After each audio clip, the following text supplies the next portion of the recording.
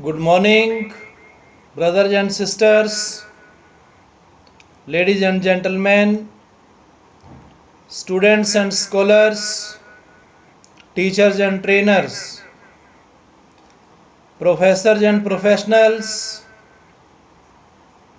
advocates, advertisers, administrators, and advisors. The most respected present Prime Minister Saint Dr. Narendra Modi ji, availability of respected ministers and doctors, reverend fathers and mothers, affectionate sons and daughters. I, Dr. Rakesh from USA, heartily, cordially, spiritually welcome all of you.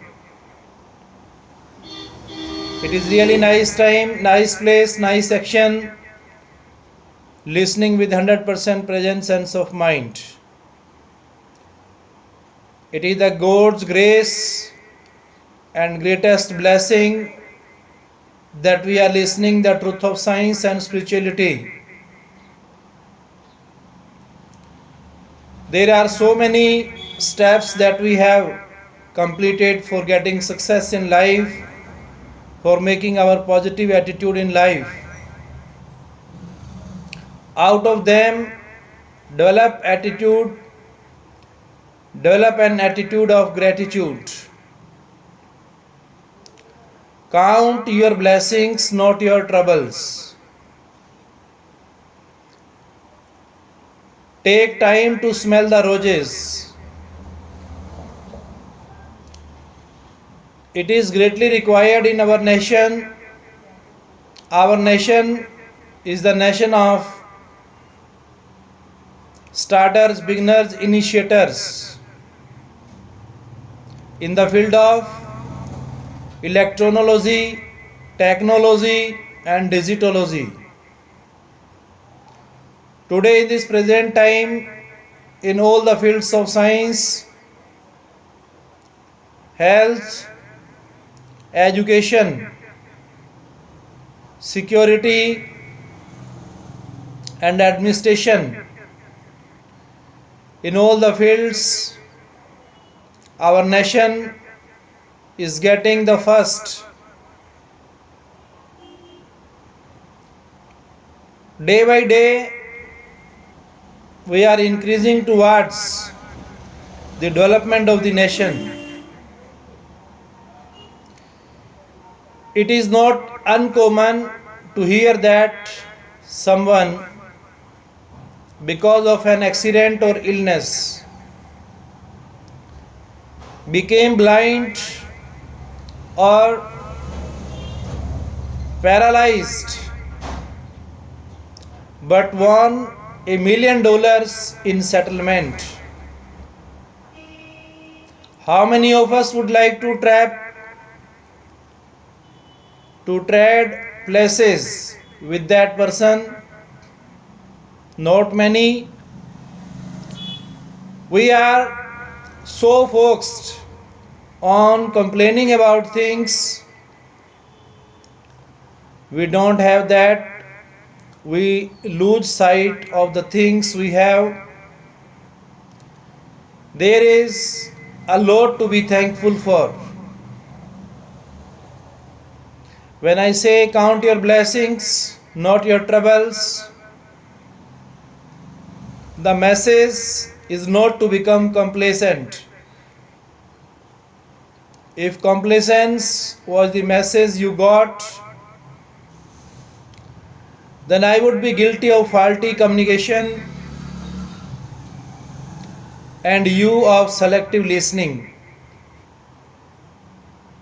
To give you an example of selective listening, let me share with you a story I heard about a medical doctor who was invited as a guest speaker to address a group of alcoholics. He wanted to make a demonstration that would be powerful enough to make people realize that alcohol was injurious to their health. He had two containers, one with pure distilled water and one with pure alcohol.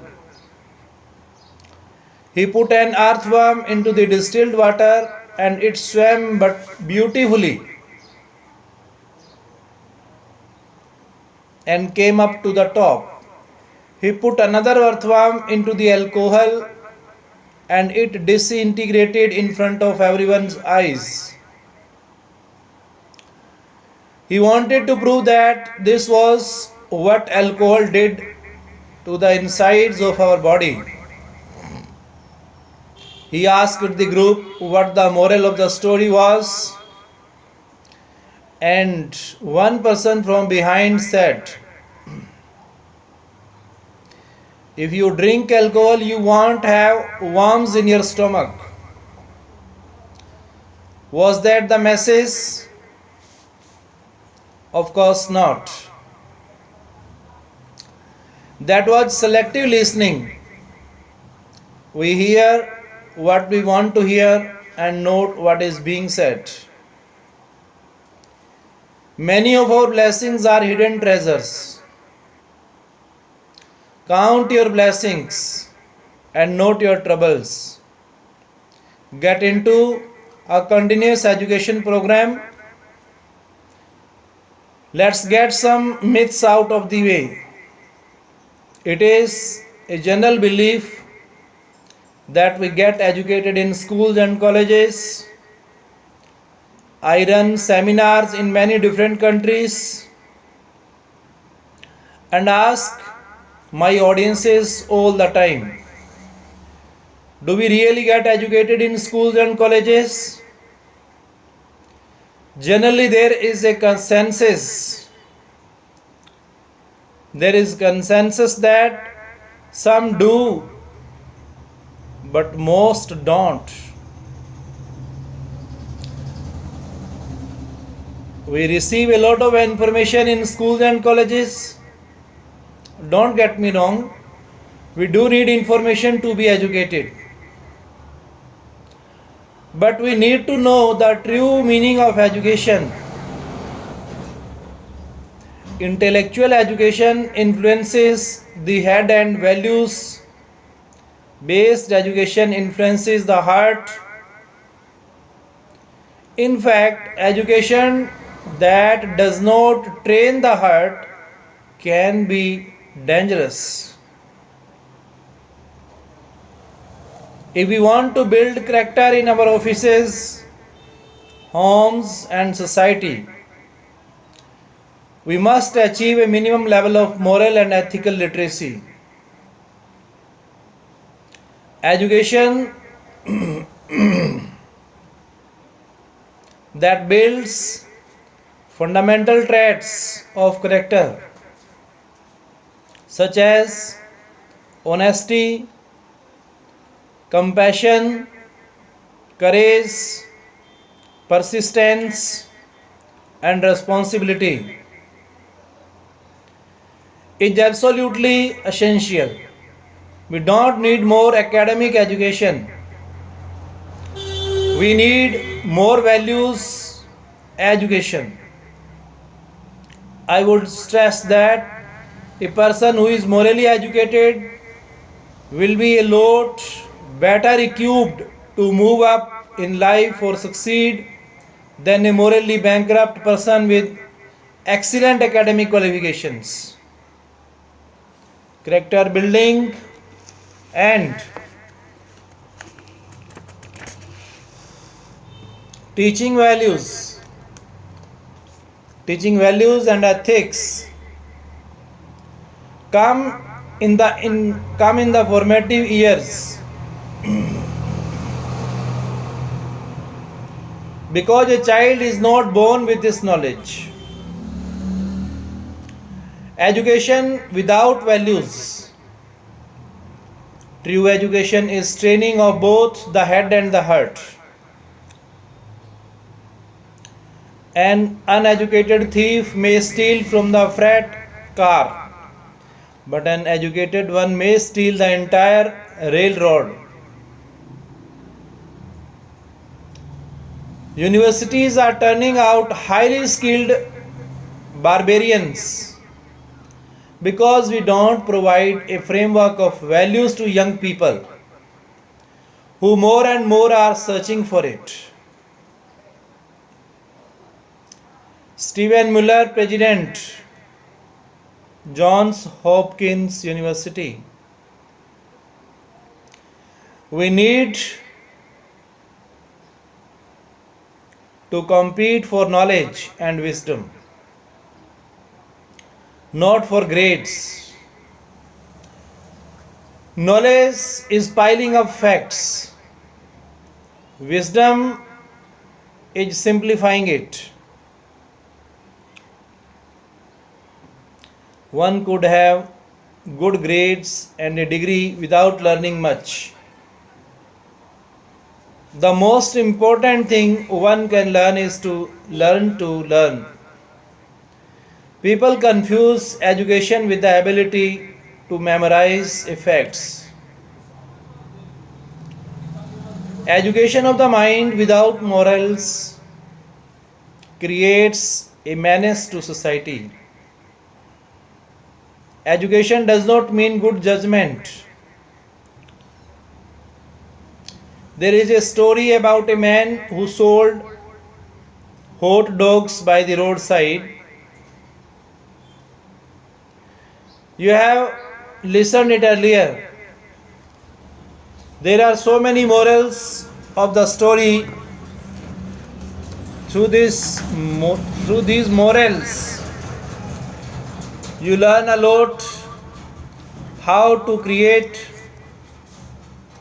positive thinking to get success. The first duty of a university is to teach wisdom, not trade. Character, not technicalities. Educated. Whom? Then, do I call educated? First, those who manage well the circumstances which they encounter day by day, and those who can judge situations appropriately as they arise and rarely miss the suitable course of action. Next, those who are honorable in their dealings with all men, bearing easily what is unpleasant or offensive in others, and being as reasonable with their associates as is humanly possible. Furthermore, those who hold their pleasure always under control and are not unduly overcome by their misfortunes, bearing up under them bravely and in a manner worthy of our common nature. Some important of all, those who are not spoiled by their success, who do not desert their true selves, but hold their ground steadfastly as wise and sober-minded men, rejoicing no more in the good things that have come to them through chance than in those which through their own nature and intelligence are theirs since birth.